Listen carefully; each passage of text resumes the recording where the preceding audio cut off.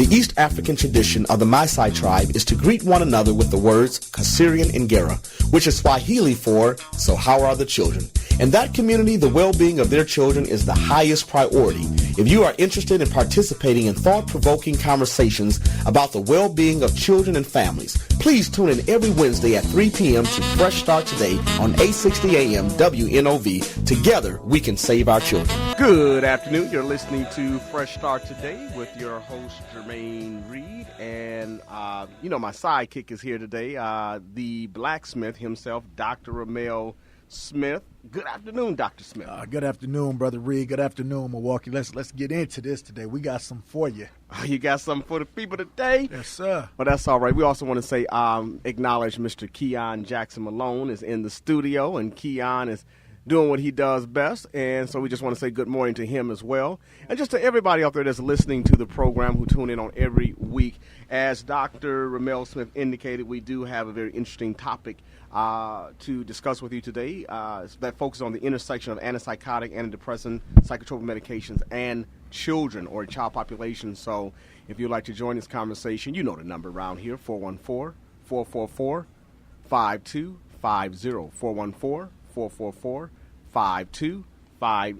You can give us a call. Again, we're going to be talking about the intersection of antipsychotic, antidepressant, psychotropic medications, and children. And so some of the things we want to accomplish in this discussion today is to help the audience understand, A, what an antipsychotic drug is. What are psychotropic drugs? Are they one and the same thing, or are they different? Whether prescribing antipsychotic drugs to children and youth is safe. What are some of the classic side effects of psychiatric drugs? Why infants and children are being prescribed very powerful psychotropic drugs that have not been approved by the Federal Drug Administration, the FDA, and whether child welfare, medical and behavioral health systems are guilty of recklessly endangering children. So we got a lot that we want to talk about, and again, you can join this conversation by calling 414-444-5250. I was doing some research, Dr. Smith, and what I found out was that antipsychotic medications, which were once used to treat schizophrenia, yes, sir, and bipolar disorder, are often given to children who simply have behavioral health problems that may just be associated with their age or normal development. And the reality is, for children who are in foster care, 1 out of 4 foster children take at least one psychotropic medication. About 50% of children and young adults living in residential treatment centers or group homes take psychotropic medication, and children in foster care are more likely to be prescribed multiple psychotropic medications at very high doses, although research shows higher doses can result in serious side effects, according to the Children Defense Fund. So we're going to talk a little bit about that, and something that most folk probably not even aware of is that medical and behavioral health providers are prescribing antipsychotic drugs for non-psychotic conditions to children, infants as young as 1 and 2 years old. So, this is really serious. We have a caller, and caller, we're going to get to you in just 1 second, but were you aware, Dr. Smith, being a practicing psychologist, that a lot of children are under the direction of physicians and behavioral health specialists in taking these heavy drugs? Yeah, and I think the first thing what we want to do is differentiate when we start talking about psychotropic medication. That's any medication that's used for mental health illnesses and things of that nature. When we talk about antipsychotic, that's a specific class that treat certain disorders. So you have an antipsychotic, an anti-anxiety, mood stabilizer, antidepressants. You have a stimulant medication. Y'all get y'all pen out in your piece of paper. And I'll break these down, because most of the time it's like whenever we look at everything from a drug standpoint, we just say, oh, these are drugs. But we have to understand that the FDA has created a drug class schedule. And if you're a friend of the program, we've talked about these schedule of classes and things of that nature. And what's so scary is whenever you go to schedule 1 and 2 specifically, these are drugs that have very, very high abusive tendencies. Now, Okay. Schedule 1 has no documented medical purpose, and this is just where we want to just blow up the FDA and their hypocrisy, because this it says it has no medical purposes, but marijuana is under Schedule 1 drugs, and we know in some states there's been a law passed for what? Medical marijuana, so it shows it Right. has some medicinal purposes. But Schedule 2 drugs are these drugs where you say, guess what? These are highly abusive, with the potential for highly abusive, but they have medical issues. And so when you start to look at what's on Schedule 2, you got morphine, codeine, hydrocodone, and you start to say, okay, let me see which one is more safer, as far as those things go. So when we start to talk about this, these are drugs for everybody, Jermaine. And most of the time when we do drugs, when the FDA is regulating drugs, they're doing it on adult population. So whenever you start to think about these type of psychotropic drugs now being employed to young children, we have to raise our eyebrows. We have to look a little bit harder and see why they're doing exactly what they're doing. Well, some folks may be wondering, how pervasive is this drug usage and prescribing of these drugs among young folks? And according to the IMS Health, a company that provides information services and technology for the healthcare industry, it is the largest vendor of U.S. physician prescribing data. What they disclose based on the database year 2013 is that between the ages of birth and 5 years old, 1,080,168 children are on psychotropic medication. That's a combination of your psychotropic medication that we've talked about. Listen, caller, you're on the Fresh Start Today show. You have a question or comment? Yes, sir. Good morning, Mr. Jermaine Reed. Well, it's the afternoon right now, Mr. JT, but it's always a pleasure to hear your voice. What's on your mind, sir? Back at you. And first of all, sir, I want to say to Mr. Dr. Smith? Hey. Dr. Smith? No, not Dr. Smith. Keon. Mr. Keon, Brother Keon. Yo, Good afternoon. good afternoon. No. Hey, Brother Keon. And Jermaine Reed, first of all, sir, I used to tease, first of all, just saying this real quickly, I used to tease Brother Keon about not sleeping and loving what he do, loving his job from his heart and stuff like that. And Jermaine Reed, Yes, sir. I'm going to say that back to you. Yes, sir. Thank you for your love for what you do and watching out for your show, because you come on in the morning time, watching out for Mr. Eric Bond like you do, the best you can, respectfully. What's wrong with Mr. Keon, Brother Keon? Thank you for being there, sir. I just want to say, do y'all sleep? Not much, JT. Not much at all. Okay. All right. Well, excuse me. Dr. Smith, How you doing, Brother JT? good afternoon, my brother. I'm doing okay, sir, and yourself? I'm blessed. I know that's right. Hey, Dr. Smith, I understand what Mr. Jermaine Reed said earlier about these drugs that our kids are taking and stuff like that at schools and whatever the case may be. Dr. Smith, in school, they give us, when we have white teachers, they'll understand the culture of black kids, how their activity might be, how they act and stuff like that. The first thing they want to do besides calling the police, they want to give them some drugs. And we know that. And sometimes, Dr. Smith, respectfully speaking, sir, these drugs, sir, it's on our kids' behavior, how they was raised in their household and stuff like that. What I'm trying to say respectfully is that when you raise up in a certain household, you don't know too much. Only thing you have to go by is your, immediate surroundings. But when you have white teachers that don't understand that, the first thing they want to do, Dr. Smith, is to give them drugs. And because of the parents don't understand that either, Dr. Smith, they do the same thing unknowingly. So, Dr. Smith, my question is, sir, when we give our children these kind of drugs based on their behavior or their surroundings and the world where they come from, the drugs is not all that good as we know. But Dr. Smith, what I'm trying to say respectfully, sir, excuse me for going out like that. But Dr. Smith, the only thing I want to say, sir, respectfully speaking, do our kids need those drugs, or do we need understanding of what? And Mr. Jermaine Reed? Yes, sir.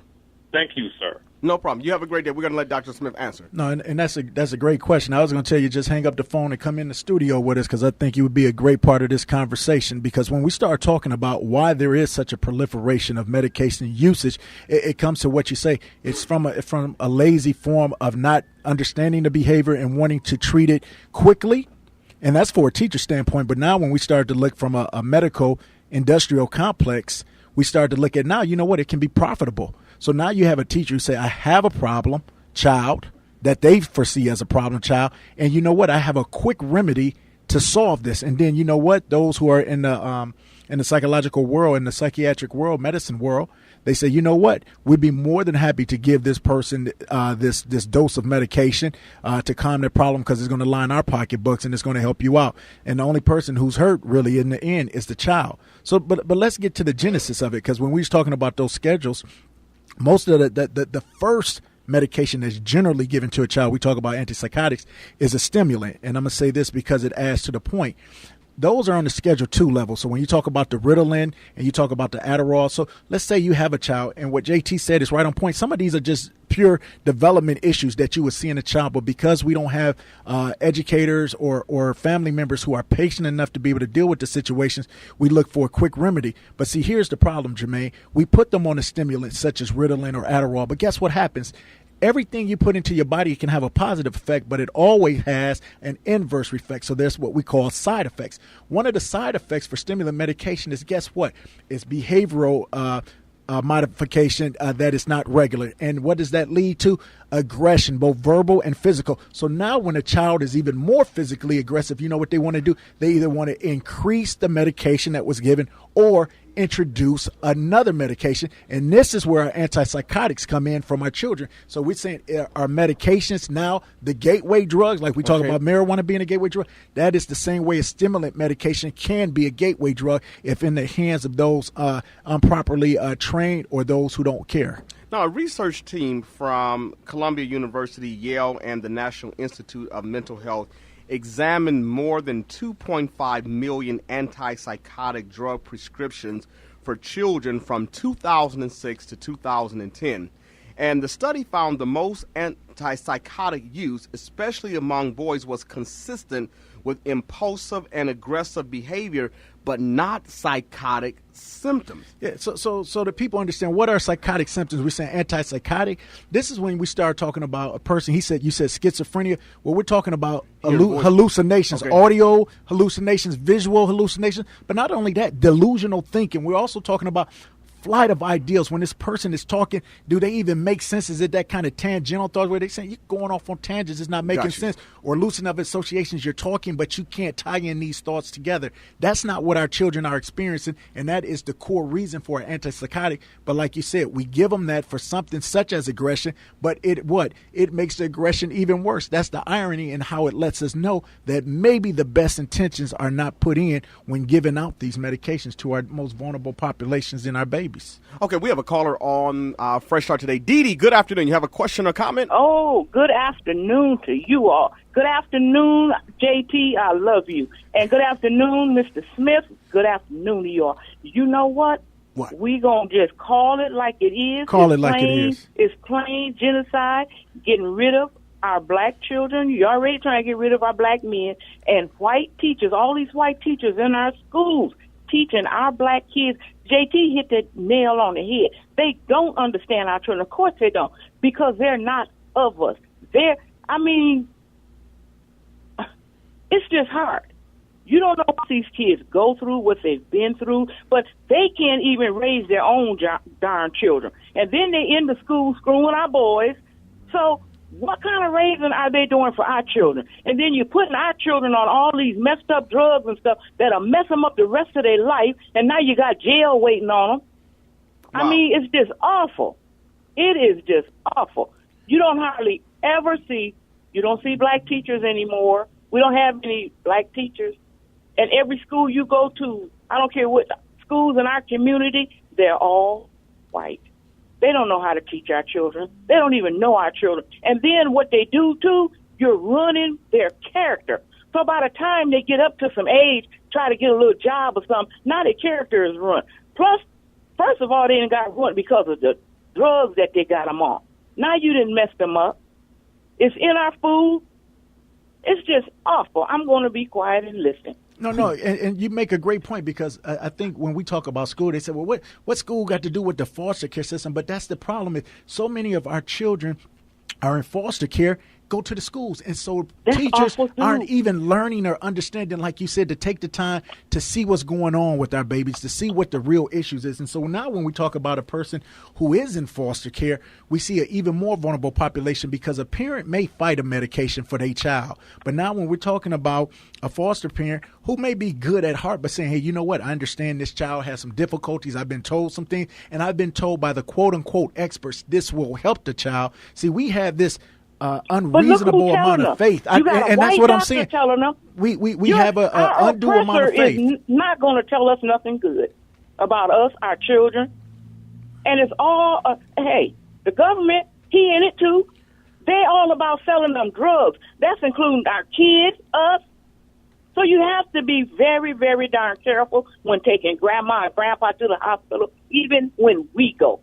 Taking our children to the hospital, our oppressor. You're right. And then our children are being adopted out to white families. And you hear, oh, what do I do with this heir? Oh, They're being adopted out to white families.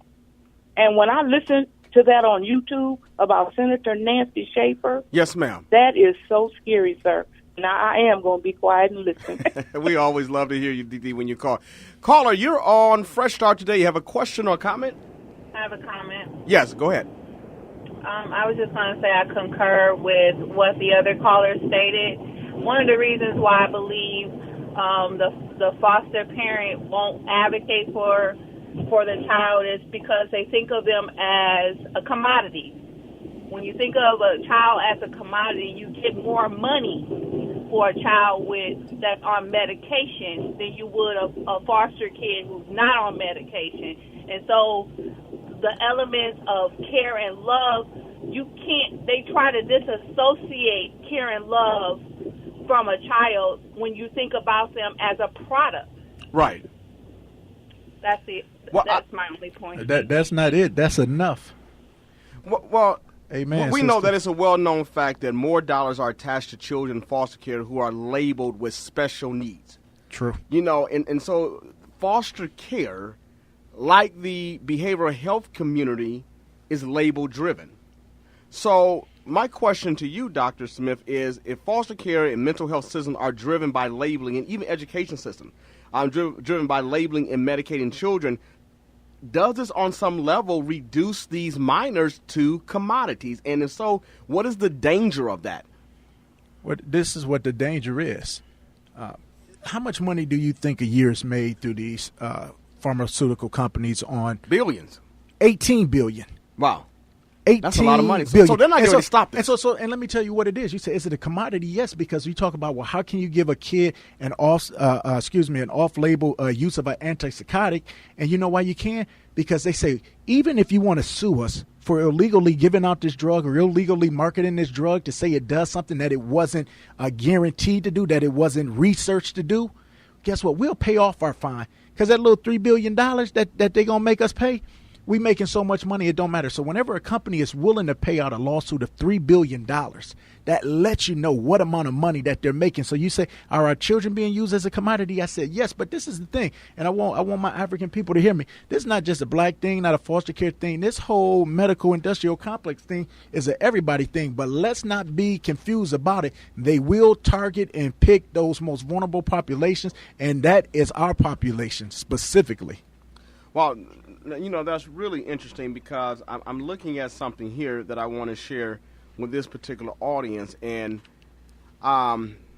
it kind of piggybacks on what you're talking about in terms of the money that's being made.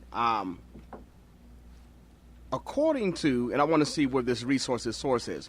Bear with me for 1 second because I forget I had it right here in my notes. But last year, a report from the Center for Disease Control and Prevention found that healthcare providers had given a diagnosis of attention deficit hyperactivity disorder to at least 10,000 children aged 2 or 3 and then prescribed medications such as Adderall outside of American Academy of Pediatric guidelines. Can you talk, 10,000 children ages 2 and 3 with ADHD. Well, that has to be driven by money. It has to be, because I'm going to tell you what makes that even more scarier. The people who are prescribing the medication will literally see those children for 15 to 20 minutes and make a decision on the spot. So a parent or a foster care parent may walk in and say, I'm having some difficulty with this child.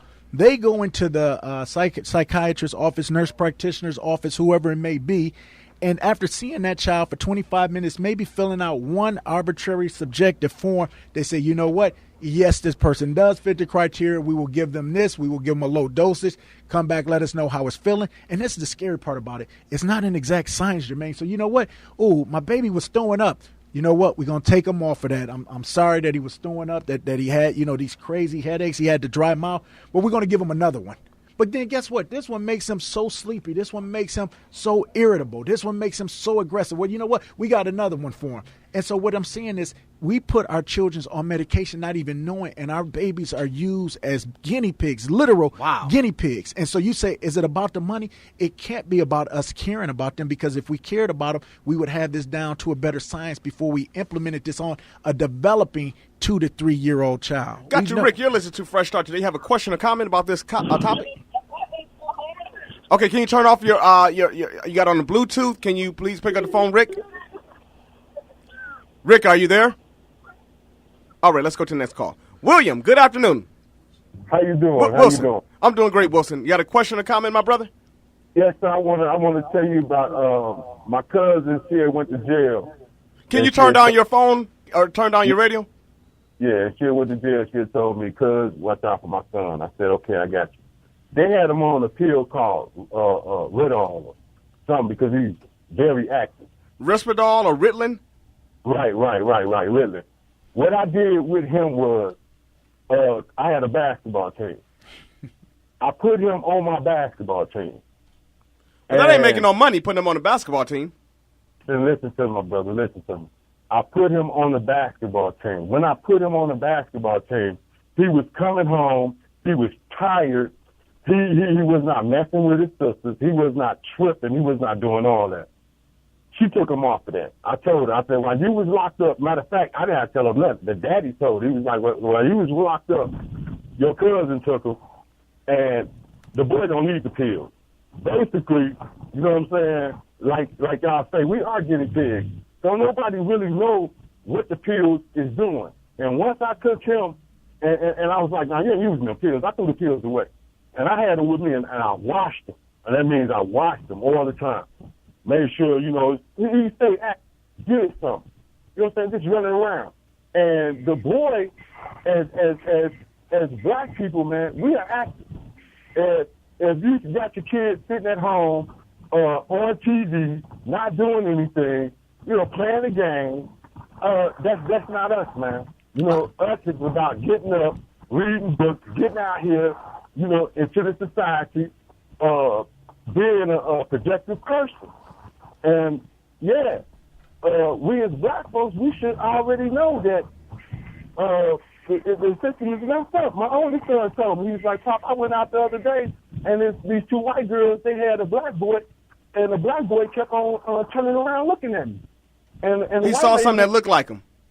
And right. And my son was 28. He was like, Pop, dude, little boy kept on turning around looking at me. And I was saying, how you doing, little man? And the white lady was saying, turn around. You know what I'm saying? What you looking at? What he's looking at, he's looking at something that's not at home. You know what I'm saying? Got you. All right, Wilson, we're going to have to take another call. All right. So, I'm looking at... Can I say something to William's point? Because what he did is he said, I took him off the pill, but he put him on a better pill. And that pill was a pill of love. It was a pill of concentration and understanding. Like we talk about our teachers or our foster care parents maybe being a little apathetic or even lazy and not trying to find out what's the needs of the children. If a child is hyperactive, then what he did was the most important thing. He put him in a position where he could succeed, where those things that are considered a deficit in some areas are considered an asset in other areas. So we have to be creative. We talk about, the spirit of Kwanzaa and Kuumba. We talk about being creativity, using that creativity to make sure that our children are maximizing their potential and gifts. Whatever the people see as a deficit, we got to flip it in a way to make sure we use it as an asset. Well, you know what? It's interesting because some of the well-known side effects of some atypical antipsychotics is that the depression gets worse, homicidal thoughts, suicidal thoughts, mania, psychosis, heart problems. And I want to say something because you said something I don't know if the people even caught. You said atypical. So break it down. Okay, so no, with psychotropics, we have two generations. We have a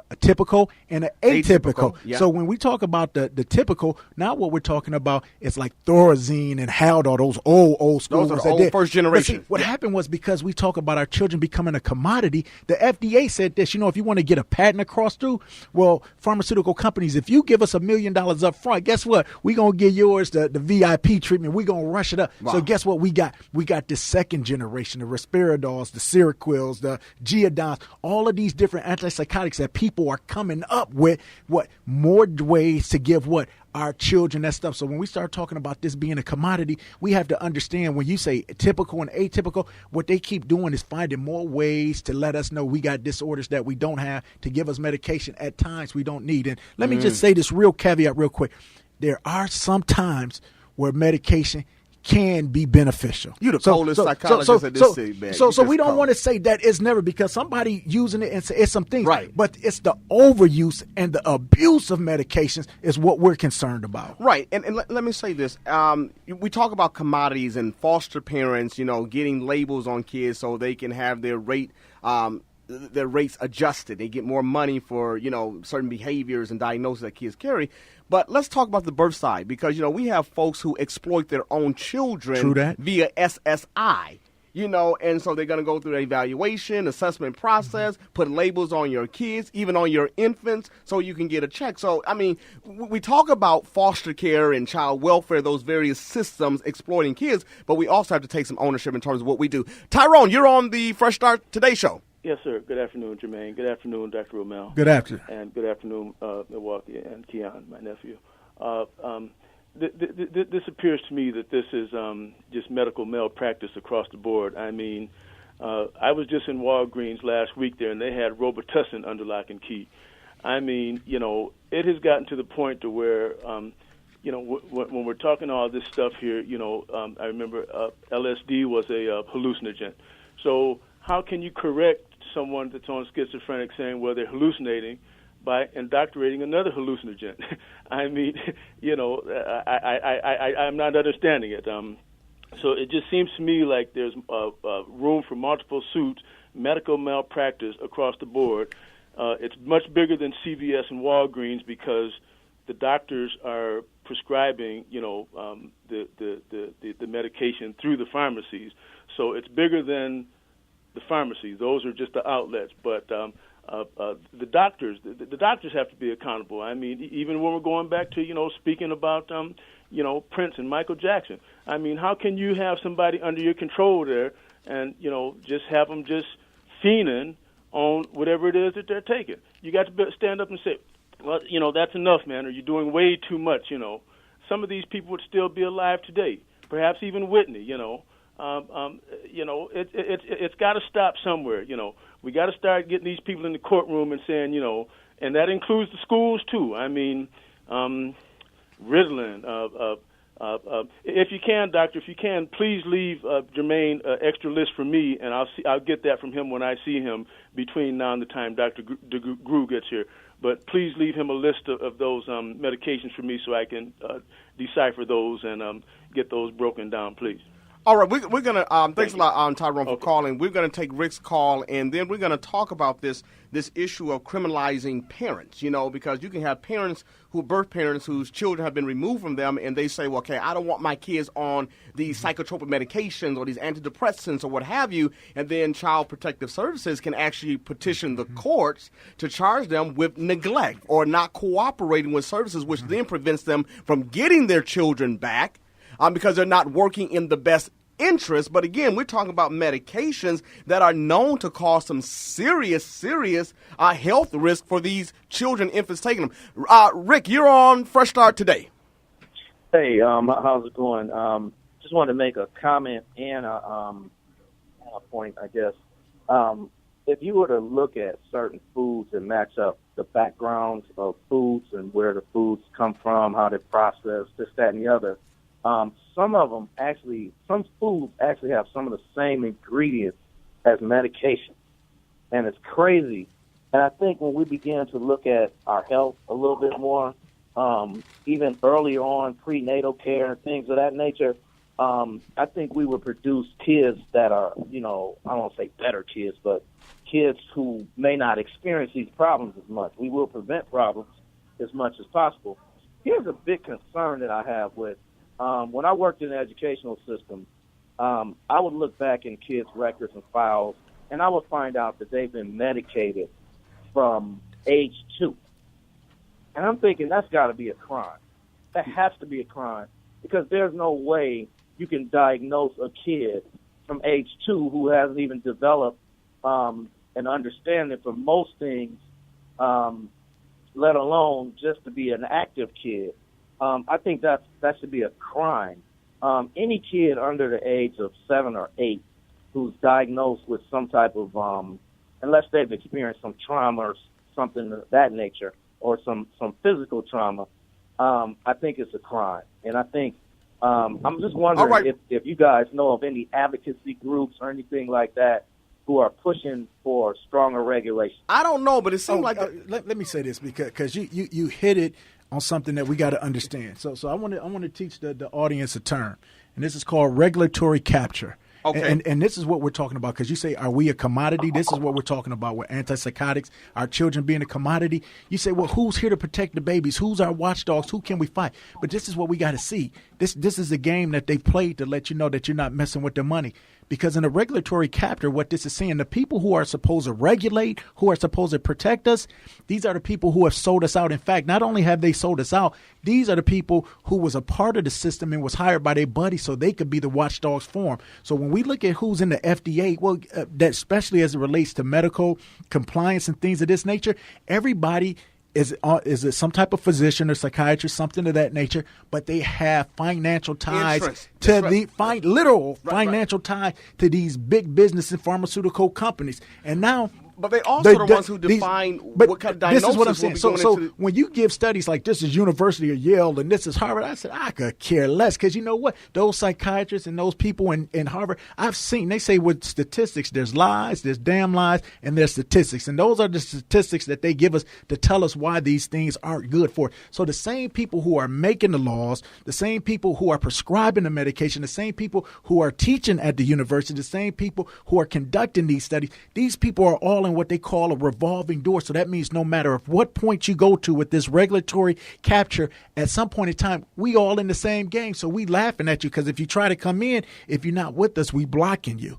And if we blocking you, that means you can't get any help, any serious help. And that's why this problem is going on the way that it is. When we look at the way the number of psychotropics has risen in this country, we see that it's a money-making venture and why the regular citizenry are basically at the mercy of these individuals. Let's go back to this, and Lee, we're going to take your call if you just be patient. But if we just go back to this whole thing about Child Protective Services and the courts having legal right to charge parents of medical neglect or parental neglect because they're refusing to put their children on these drugs that have not been tested on lab rats, have not been, approved by the FDA, but yet they're saying, okay, you're not working in the child's best interest if we don't put your kid on these drugs, even though we're exposing them to some serious health risks. My question is, Dr. Smith, what is reckless endangerment? Is this reckless endangerment? Is it child endangerment? What is it?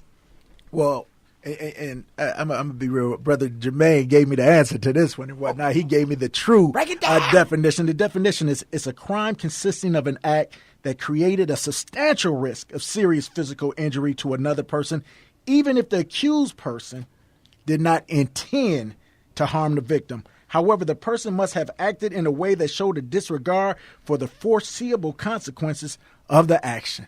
Wow. So in a way that showed a disregard for the foreseeable. And what are the foreseeable consequences? You're talking about homicidal behavior, depression. And so if this kid acts out and abuses another kid in a group home setting or another let's look at our news. Whenever something happens, they say, "Boy, I don't know what's wrong with these kids today. These kids just ain't the same today." Talk about it. Somebody got to do it. Well, because 1 million of them, or 2-3 million of them are on psychotropics. These babies weren't created as monsters. They weren't born as monsters. They were created. So you talk about these drugs in the last 10, 15 years. Off-labeling has tripled for children in the last 10 to 15 years. And you know what off-labeling is? That's when we use a drug like an antipsychotic for when it's not used for what it was intended, what it was tested for. So now we got a person who's aggressive. We give them an antipsychotic behavior, knowing the foreseeable consequence is even more aggressive behavior. And then guess what happens? Now they commit a crime, and we say, what's wrong with these kids? What's wrong with these babies? This ain't how we was. But guess what? We weren't getting antipsychotics. So guess what? When you look at this, look at some of the other effects: the increase in weight, the increase of high blood pressure, the increase of diabetes. Yeah. So when we say, why is this? Parkinson's disease symptoms. Yeah, you're seeing strokes and heart attacks. And remember, if you look on the news, they say, hey, if your young son is growing titties, why don't you call us so we can sue him? That's from the antipsychotics. You putting these different chemicals and hormones in these babies, increasing the estrogen, increasing the different looks. When I worked in the prison system, the men who wanted to be women went on these psychotropics purposely to try to change their bodies in the system. And this is what we're giving our babies. But not only the physical changes, but I'm talking about the hormonal features that send a person from you saying being unconscionable, the way where they could talk about when they used the term back in the day talking about super predators, they weren't lying about that because you know what they knew they were doing? They were creating it. You better and say now it. When you see it after we created it, we say, we tried to tell you, we tried to warn you. But what they didn't tell us is that they was creating them. They were creating them. Their laboratory. Now listen, you talk Reckless about endangerment. Well, let me go to child endangerment. Refers to an act or omission that places a child at risk of psychological, emotional, or physical abuse. Child abuse based on the offense of child endangerment is normally a misdemeanor, but endangerment that results in mental illness or serious physical illness or injury is a felony. And we're talking about a system that's supposed to be child protective services that is actually endangering the safety and well-being of children. Listen, Lee, you're on Fresh Start Today. You have a question or comment? I got a comment. Now, I want to say the brother who called back about 3-4 calls ago, he was talking about his nephew, and he had custody of it from his sister because of her legal problems. I just want to say I had that same issue with my own daughter, man. You know, and I mean, he kind of summed it up, except for they had my daughter on Adderall.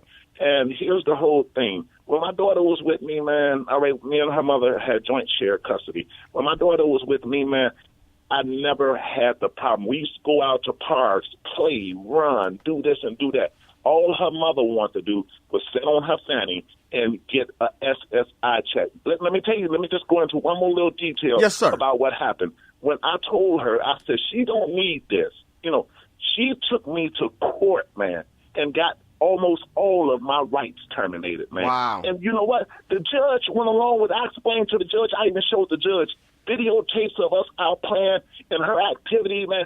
And she, like I said, she took me to child support court, man. Had them try to terminate all of my rights, man. Because when my daughter was with me, she would not be on that stuff. I got you. Our kids are being used as guinea pigs, man. And we have to take some ownership in it. It's not just the You're right. Okay, I got you. Thanks a lot, Lee. Thank you for tuning in. This is your Dorothy. Good afternoon. You have a question or comment? A comment. Well, first of all, we were bought here as commodities. That's right. So you're exactly right. And that hasn't changed. We're being used in the prison industrial complex. Now our children are being used for these psychotropic drugs. I have a son, and some of those drugs, I had a son, he's passed. He was on those drugs, and it had a latent effect. He was off for about 2 years but he committed suicide. Mm. So they do have latent effects. You get a child in DCF custody, okay, at 18, they're out of the system. They're off of this medicine they have been on, some of them from the age of 2. Now, come 18, they're out the system. They don't have any insurance. This is what you see. Monsters, as they call them. But these are children who has been doped for decades. Thanks a lot, Dee Dee. I'm sorry. Thanks a lot, Dorothy. I appreciate you, and I agree with you. Now, Dr. Smith, psychiatrists have long admitted that none of their drugs, these psychotropic drugs, actually cure anything or anyone. That's the first thing. But the second thing is that they admit that there are no medical, laboratory, radiological, or biopsy tests to confirm that any given psychiatric diagnosis is an actual medical condition. So why are foster children being prescribed these psychotropic, antipsychotic, anti-stimulant, antidepressant drugs at a rate that is 4 and 5 times that of the general population? Well, because there's what you said. They're vulnerable. They're not protected, so they know that they can be used and abused a lot quicker. When we start talking about this, see what happened. What people don't understand is when we start talking about psychotropic, this is what medical medication. No, it's medical medication from an emotional use. But back in the day, psychiatrists weren't even considered real doctors by doctors. They was like, y'all work with them crazy people. Y'all can't fix them. You put them over there. And so you know what they said? We got to do something to seem important. And they said, but you know what we can do? We know we got mind-altering drugs because we see these zombies we got here. So you know what we can do? They started to go into that, what I call Hitler genius, that type of thinking that's brilliant but evil. It's satanic and demonic. It said, how can we abuse and misuse the system? And so they created a book called The Diagnostic Statistical Manual of Disorders. And so now what they did is they created disorders, because now when we can create a disorder, we can give it a drug that we know we can alter, that was going to create more dependency on the drug. But guess what? We can become more important, and guess what? We can line our pocketbooks. And now you cannot go to a psychologist unless you have a diagnosis disorder. See, we don't do preventative care in psychology. You have to be deficient. It has to be retroactive. Something has to be wrong. And we talk about the money in medication. Well, there's $72 billion that goes across in insurance healthcare from a psychological standpoint. So when we start seeing where this all created from, it came from a sect of people who weren't getting respect and didn't know how to do it. So they became Frankensteins, Dr. Frankensteins. They created these different things. And so you say, well, who can we experiment on? Well, they're going to always experiment on who? The poor, the coloreds, and those who are vulnerable, because nobody is going to protect them as quick. And then what I said with the regulatory capture, even when people start to fight against it, there's no real protection because you have all the lobbyist dollars to fight against you. Well, you know, I mean, it's a well-known fact that children who are in foster care, many of them have been exposed to multiple traumas in their lifetime.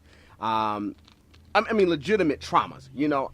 And what seems to be happening is that we work in the industry or in fields that seem that you can medicate trauma, that you can medicate, like I talked about in the earlier show, father absence. You know, that's a traumatic event that you can medicate, you know. So it's the difference between what we call curative care and palliative care. My daughter has an ear infection, so we had to get her an antibiotic. But you know what they said? She's going to be on this for 10 days, and then guess what? The ear infection is going to be gone. When we start to talk about psychotropics, now what we're talking about palliative care. And what palliative care is meaning, we're not going to cure this. We just going to create a comfort. We're going to try to allow you to live with it and deal with it. But removing a child from their family of origin, if under whatever circumstance, is a traumatic event. It's a traumatic and situation. Our response and there is what? No type. They said for every ill, there's a pill. So they've unfortunately figured that was for that type of ill too. But we have to understand that when you take a child out of the home, it's nothing you're going to be able to give them that's going to make them feel better. Even if you reintegrate that child back into the home, that initial trauma of what has happened is something that is staying on their hippocampus, on their memory, that they will remember for a lifetime and will have negative ramifications for most of them. Dee Dee, you've been holding on a long time. Thank you for your patience. You have a question or comment? Yes, I have both. And you know what? I just love hearing y'all. I wanted to call back and say also, you know what? Our children need what I believe one of you all mentioned earlier, a lot of love, understanding, and respect. Children want respect, too. Young teens, they want respect just like we want it. I used to drive school bus back in D.C., and You know, they told me, Dee Dee, don't never call in or be absent because we don't know who will get to do your route. I picked up kids all on 33rd, Garfield. I mean, you know, some kids that a person probably would never even want to even see. But I loved those kids. And I would pull my bus over and talk with them. And, I mean, you know, I would let them go to the store. Look, I'm old now, so if the bus company's still around, they can hear that. I don't care. But I love those children and those kids. Mine, you know, they were all right. I used to see other bus drivers, you know, the kids jumping on them, enter the school bus here and all that. I have had people now grown. Hey, I remember you. That's bus driver. You know, and that made me feel so good. But anyway, they want love and respect, too.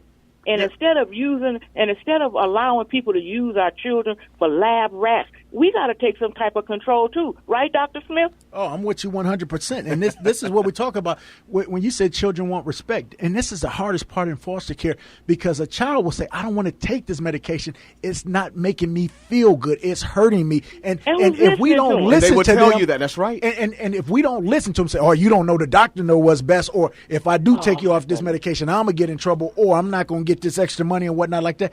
We have to listen to our babies. And when they say something, we have to act upon what they say.